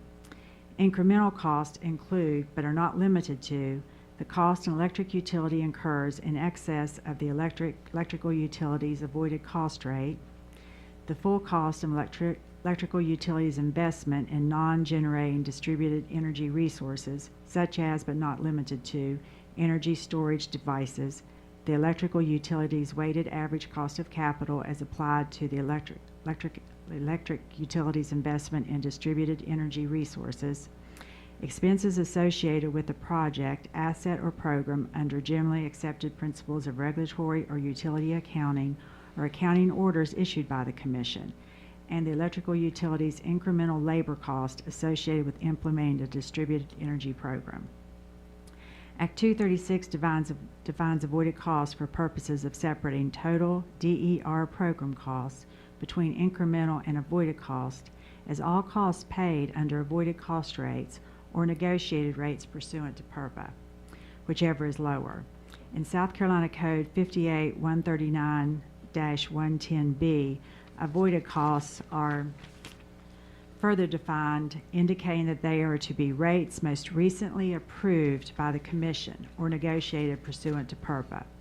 In its application, Duke Energy Progress DER incremental costs include the following categories of costs: costs associated with PPAs in excess of the company's avoided cost rate, the DER net energy metering, the NEM incentive, which is a credit available to eligible NEM customer generators approved in docket number 2014-246E, avoided capacity costs associated with NEM, recoverable as an incremental cost based on section 58-40-20F6, rebates given to residential and non-residential customers to invest in or lease distributed generation, and carrying costs related to the amortization of the rebate amounts. A subsidy utilized to lower the subscription charge customers will pay to participate in a shared solar program, and general and administrative costs, which include the cost of developing and implementing programs, cost of incremental labor, and additional revenue grade meters. The company's avoided costs in the application include the amounts paid under avoided cost rates or rates negotiated pursuant to PURPA for PPAs, and amounts paid for the purchase of power from participants in the solar rebate and shared solar programs at the company's avoided cost rates. Pursuant to Act 236, the company proposes to allocate the incremental and avoided cost of its DER programs and NEM based on the same method that is used by the utility to allocate and recover variable environmental cost. Duke Energy Progress allocates environmental costs to the rate classes based upon the firm peak demand experienced in the prior year. Although it recovers variable environmental cost on a per kilowatt or per kilowatt hour basis, depending on the rate class, for purposes of DER recovery, the company proposes to divide each class's allocated portion of incremental cost by the number of accounts subject to DER in each class. This method results in an annual dollar per account charge for all accounts subject to DER in each class. The annual charge is a fixed monthly charge added to the fuel factor for each class of customer. The company believes a fixed per account charge is the best way of ensuring that the statutory cost caps are not exceeded. DEP proposes that the allocated portion of incremental DER charges for each customer class will be billed to customers on a dollar per account basis, since such charges are capped on a per account basis.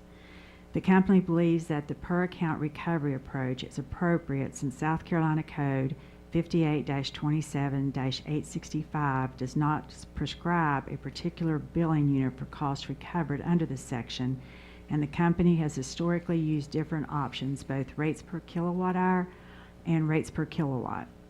Also, since the per account caps have been established based on class groupings of residential, commercial, and industrial, the company will conform its firm peak demand allocators to those groupings. Although the company is proposing to recover its incremental costs through a per account charge, it is important to note that it will recover its avoided cost in the exact same manner as its variable environmental cost. In the event the incremental cap costs to be recovered from any customer class in a given year exceed the per account annual cost cap set forth in South Carolina Code 58-39-150, the company proposes to carry forward any such cost in excess of the per account annual cost caps for recovery, with carrying cost, through the fuel factor as an incremental DER cost in a subsequent year. The total under-recovered cost from all customer classes and interest will be allocated among all customer classes per the firm peak demand method and recovered through the billing factors established for the subsequent year. For purposes of the determining the per account charge, the company proposes to apply the charge to all accounts, metered and unmetered, serving the same customer of the same revenue classification located on the same or contiguous properties, with the exception of accounts which serve in an auxiliary role to a primary account on the same premise. The company believes that exempting the accounts described above recognizes that the legislation included a provision to limit the impact of DER programs on customer rates by setting a rate cap. This concludes a summary of my direct testimony. My rebuttal testimony responds to the testimony of Southern Alliance for Clean Energy and Coastal Conservation League witness John D. Wilson to clarify that in the event that the company acquires or constructs DER generation to meet the Act 236 requirements, both the incremental and the avoided cost portions of the investment would be recovered through the company's DER component to the overall fuel factor, and that the company's approved avoided cost rates or negotiated rates pursuant to PURPA will provide the threshold for separating avoided from incremental cost. This concludes a summary of my rebuttal testimony. Thank you, Ms. Smith. Did you also cause testimony to be pre-filed in docket 2015-55E on behalf of Duke Energy Carolinas? Yes, I did. Okay.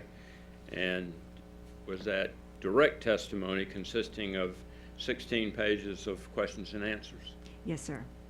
And do you have a correction to that testimony?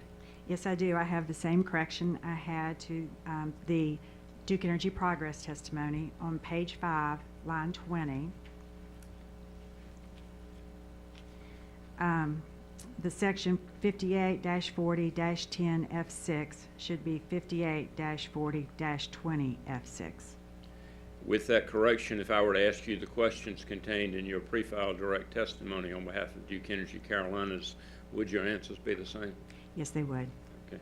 Madam Chair, we'd ask that Ms. Smith's direct testimony in docket 2015-55E on behalf of Duke Energy Carolinas be copied into the record as if given from the stand. All right, Ms. Smith's direct testimony will be entered into the record as if given orally.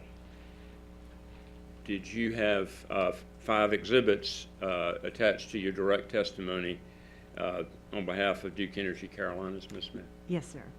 Madam Chair, we'd ask that the 5 exhibits be entered into the record as the next hearing exhibit.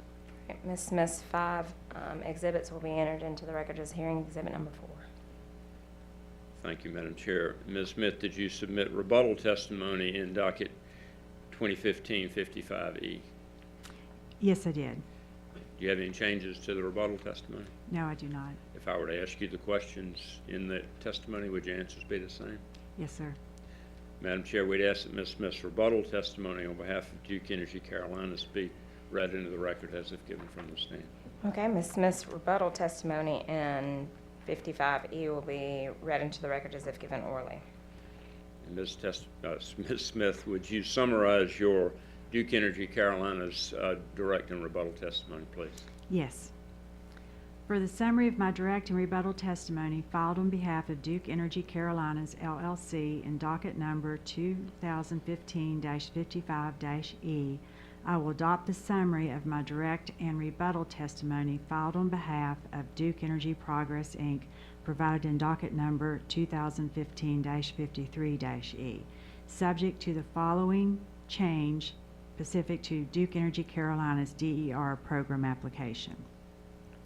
My testimony on behalf of Duke Energy Carolinas provides the company's actual DER incremental and avoided cost data for June 1st, 2014 through May 31st, 2015, the review period, the projected DER incremental and avoided cost information for June 1st, 2015 through September 30th, 2015, the forecast period, and the proposed DER incremental and avoided cost factors by customer class for its proposed billing period of October 1st, 2015 through September 30th, 2016.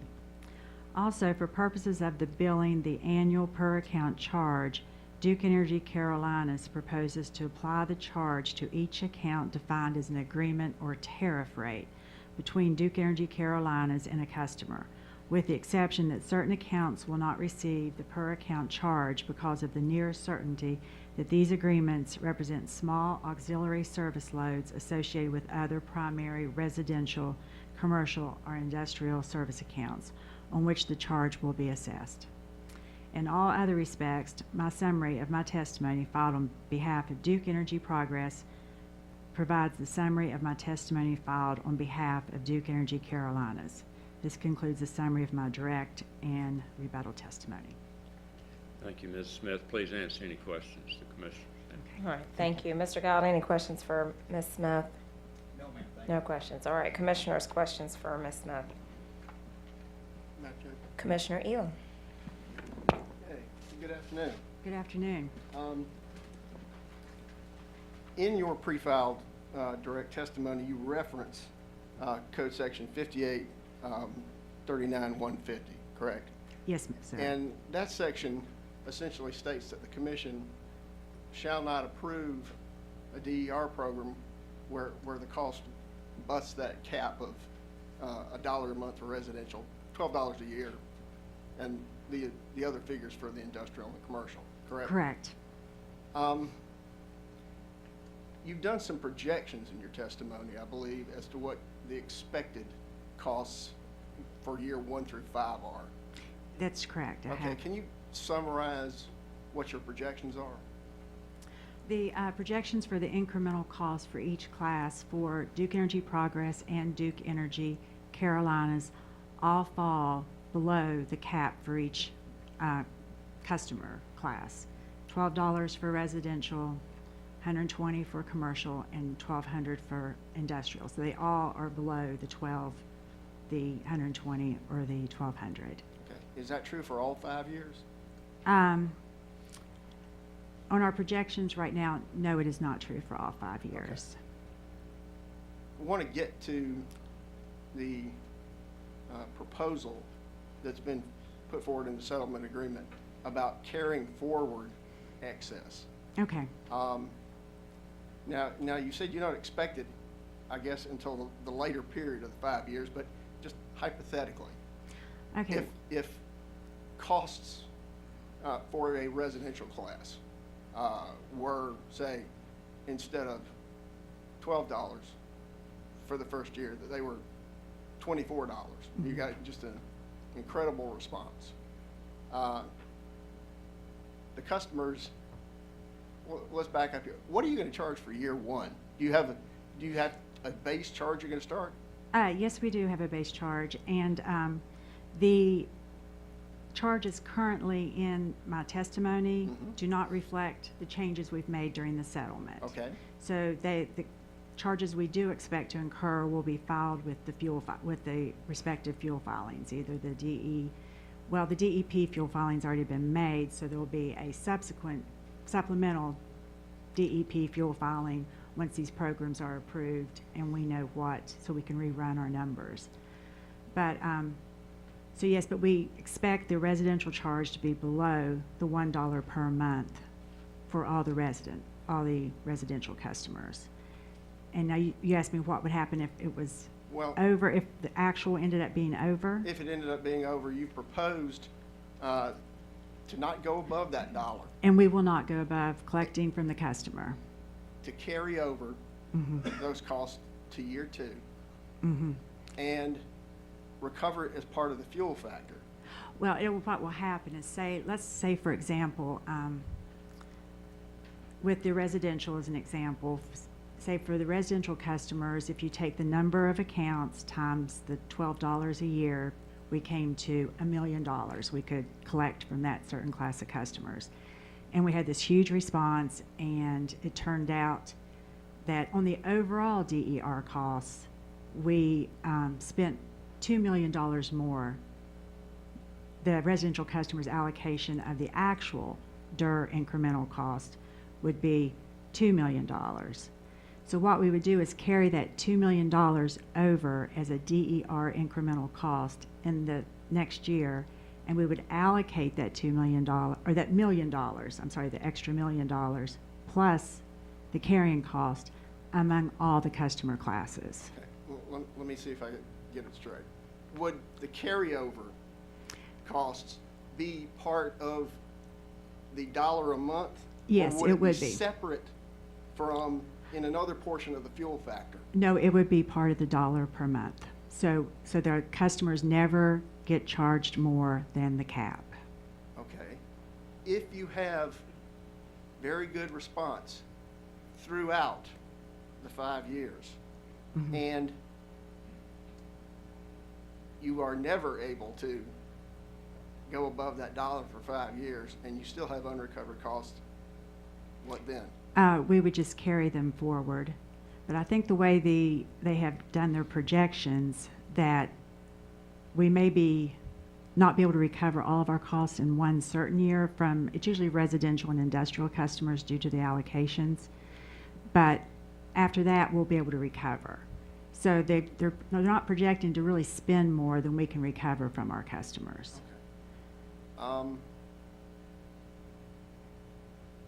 So is because you're not going, and I'm just That's fine. limiting this to the residential, because you're limiting it to the $1 a month, that's why you're saying how that complies with 5839-150? Yes.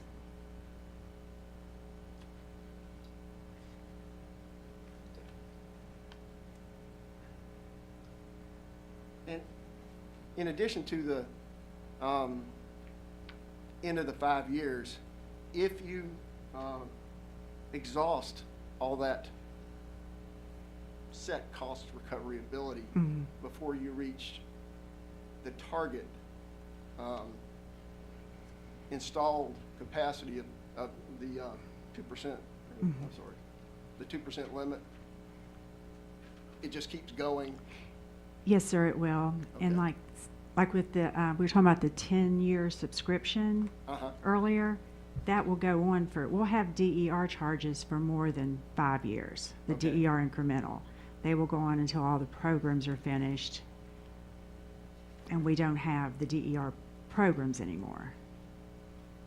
Just we have to meet our percentage of solar in 5 years, but the actual program costs will go on after those 5 years. Is that what you're asking? Yes. Okay. Now, your company's fuel factors charged to customers begin with a South Carolina-based fuel factor that'll now include DER costs, right? Yes, sir.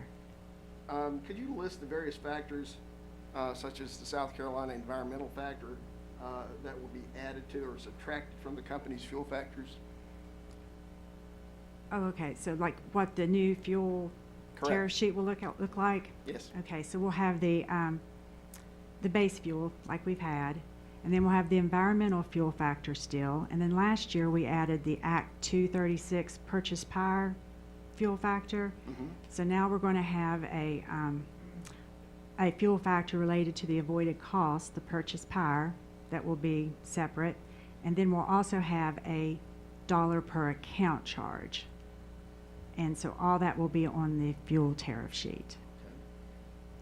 So the DER cost components will be separately identified? Yes, sir.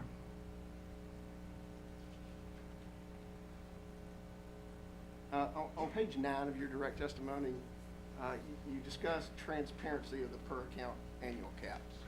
Yes, we did. Will the charge per account be published in the tariff? It'll be published in the tariff, and it will actually show up on their bill. Okay. And that will probably change every year? Yes, it will. At what point? Just after the fuel factor?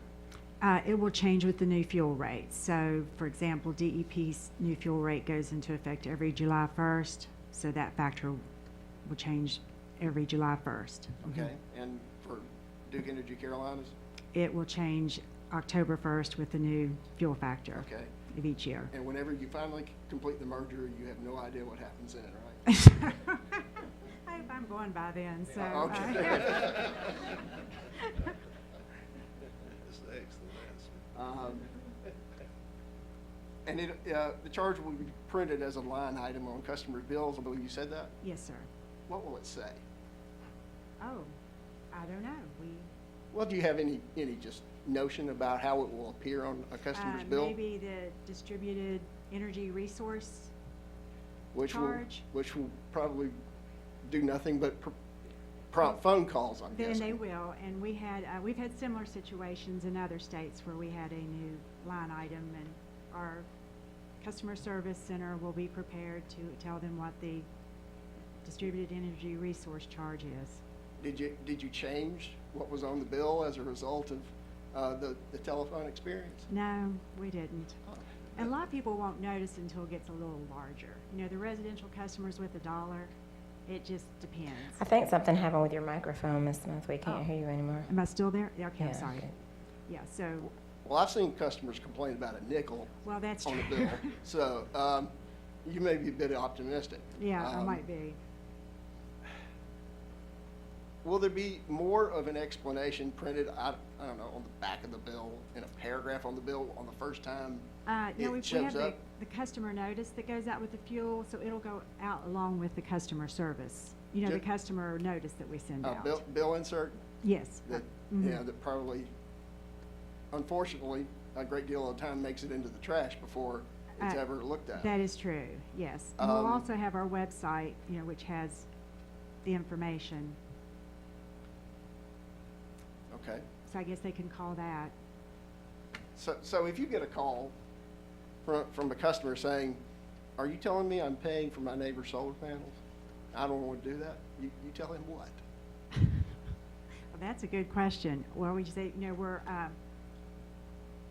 we are implementing a new law in South Carolina to encourage solar renewable generation, and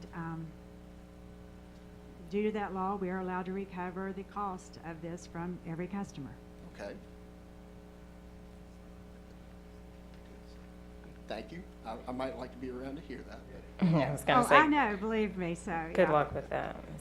Smith. I have nothing further. Thank I you. guess we better get our story straight for that, so, with the customer service. Okay, we'll break for lunch now. We will resume at 1:45.